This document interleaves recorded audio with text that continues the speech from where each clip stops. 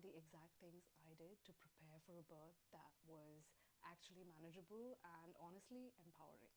I'm Rohini. Through Fearless Birth, I share what I've learned about transforming my fear around labor and birth and building confidence so you can feel informed, prepared, and really truly own your birth journey. The first thing I did to prepare for a pain-free or a less painful birth is breath work, and I cannot stress how much this helped me. My breath was my superpower in labor, and if it's the only thing you can do to prepare for labor, it needs to be this. It's breath work.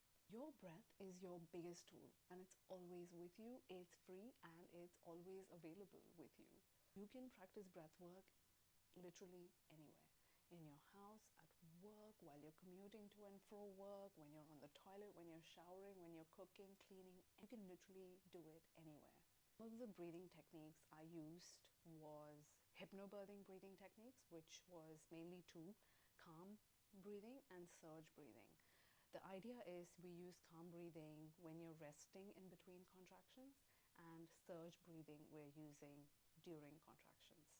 These techniques allow you to do slow, deep breathing, which helps you to calm your nervous system and to release endorphins. In calm breathing, you breathe in to 4 and out to 6, or breathe into 6 and out for 8 counts. You exhale longer than you inhale.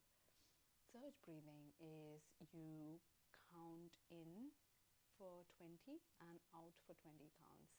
It sounds very long and it sounds like 20 counts is impossible, but it's a very fast count. It's like 1, 2, 3, 4, 5, 6, 7, 8, 9, 10, 11, 12, 13, 14.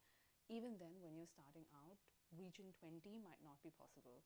So the way I started out is I started out with 10 counts, and then I pushed it to 12, then I pushed it to 15, then I pushed it to 20. So eventually, with practice, you will be easily able to do 20 and 20 out. The reason this really helps during your contractions or during your surges is because if you're counting in for 20 and out for 20, in maybe 2-3 breaths, you would have covered the duration of the contraction. So this was really handy and it really helped me. And because I practiced it beforehand, it came naturally to me when I was in labor. So deep breaths. What do deep breaths do to your body? Deep breaths sends oxygen to your body and your brain, and it naturally then tends to calm your body down. It sends oxygen to your baby as well. So you have to keep breathing. Your breath is your baby's breath. So this is all I told myself throughout labor, that my breath is my baby's breath. And this really allowed me to keep breathing and really focus on my breathing. So I mentioned earlier, when your body feels calm and relaxed, which happens when you breathe deeply, it also releases endorphins. And endorphins are your body's natural pain relief hormones. Endorphins are your body's own natural opioids, meaning they work on the same receptors as any other strong pain relief drugs like morphine. Endorphins bind more efficiently than synthetic pain relief drugs because your body produces them on demand when you need it. This is why endorphins become really effective and efficient. Sometimes 100 times more effective than morphine. So deep breathing is going to be your friend in labor. You want to just do one thing, one preparation for a less pain-free birth, it's practicing breath work. Don't underestimate movement. Your body knows how to birth. You have been built to birth. Your body literally knows how to do this. You just need to get out of the way. Positions I practiced before labor is being upright, forward, and open. So that is whether resting on a ball, on your hands, on your knees, resting on a chair, so sitting on your chair with facing the back of the chair and putting your hand on the back of the chair and resting your head. And this is again another upright, forward, and open position. Think about anything like swaying, so holding your partner and just resting your head on his chest and just swaying. Anything that helps gravity do its job. Try your best not to lie down flat. It makes it harder for your body to do its job. There might be situations where you need to, and that's okay, but for most part of it, focus on movement, focus on taking different positions, really tuning into your body and listening to your body, listening to, oh, what position makes me feel good now. So there were times in my labor where I would just squat. I just want to squat on the floor. So my partner held my hands and I would just squat on the floor. And that made me feel really good at that time. It's your body really knows what to do. You just have to really be in tune with it and just listen to it. Your body will tell you what position to take.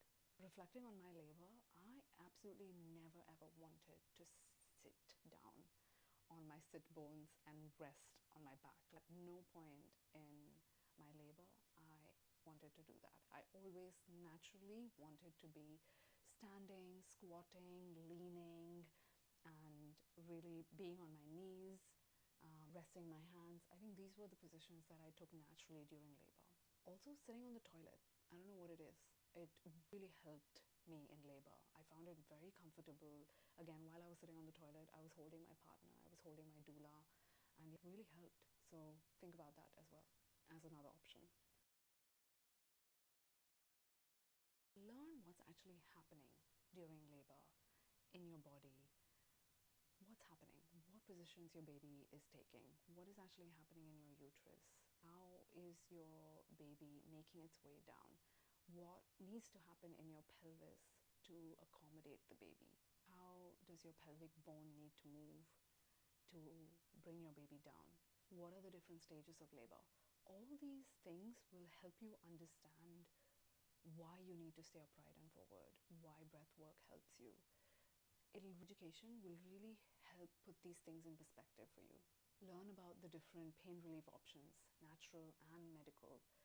Taking an epidural isn't always the only option for pain relief. There are a lot of other, even medical pain relief options that are not epidural.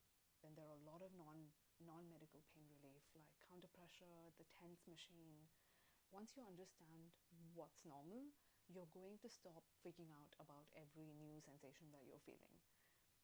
I think this education really helped me know what's normal and what's not okay, because I already knew what was coming, what was happening, what are the potential things that can happen in labor. This one is huge.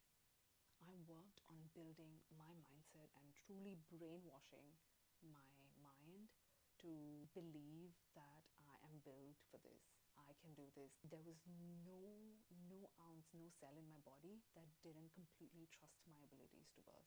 Work on rewiring your beliefs, believing that a calm and positive birth is possible.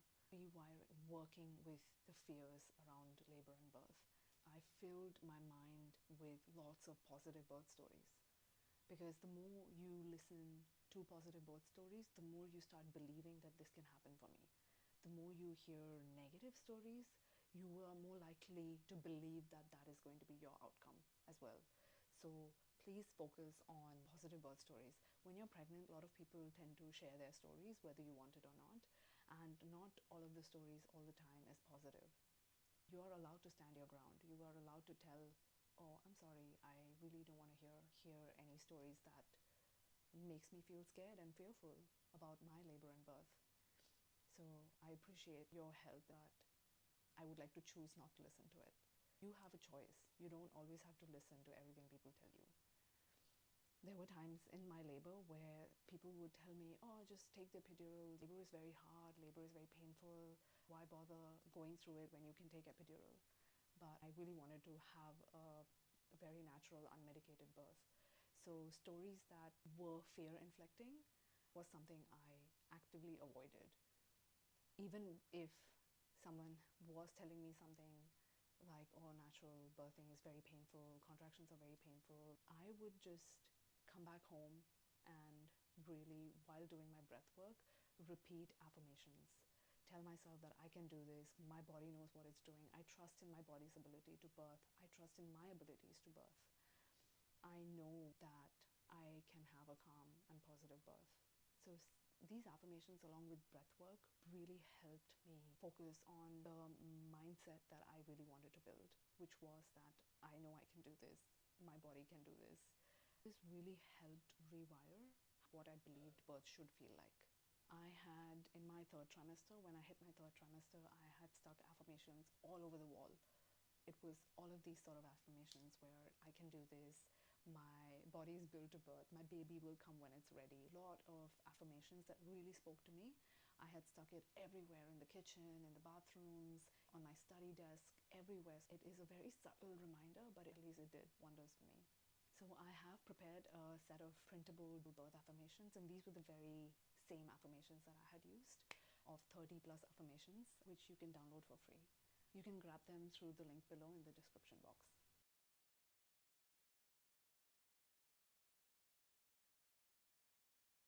Did hypnobirthing, and it's not hypnosis, it's in a way self-hypnosis, which is like you are rewiring your beliefs and all of the things I spoke about before, but it's really about learning how to stay relaxed and confident no matter what's happening in your surroundings, no matter what labor and birth is throwing your way. Next is create a little bubble of safety and calmness in your environment. This bubble is your safe place during labor and birth. Don't allow this bubble to be anything but things that make you, things, people, voices that make you feel safe, make you feel confident in your abilities. It makes such a big difference to have an environment where you feel really safe and supported in. Last but not the least, create a personalized toolkit. So what I mean by this is create a list of things that you need to remember during labor, because sometimes there's just too many things that you need to do, you should do, in order to have achieved a positive or an empowering birth, and I found it too much for me to remember. So I just created a small cheat sheet where I put all of the things that I think will personally help me have a calm and confident birth. So some of the things in my list were having dim lights, affirmation cards, my breath work, list of different labor positions. I also wanted my partner and my doula to keep reminding and repeating affirmations that spoke to me. So I created a list, one pager, of all of the affirmations that I want them to tell me during labor. Also on the list was my partner reminding me to drink water, to empty my bladder. So these were some of the little things that I knew I definitely wanted in my toolkit for labor. So these are the things I did to prepare for an empowering birth experience. And if you want to check out my birth story and how all of this preparation turned out, I have created a video on my birth story and I'll link it for you here. Please watch it. Thank you. See you next time.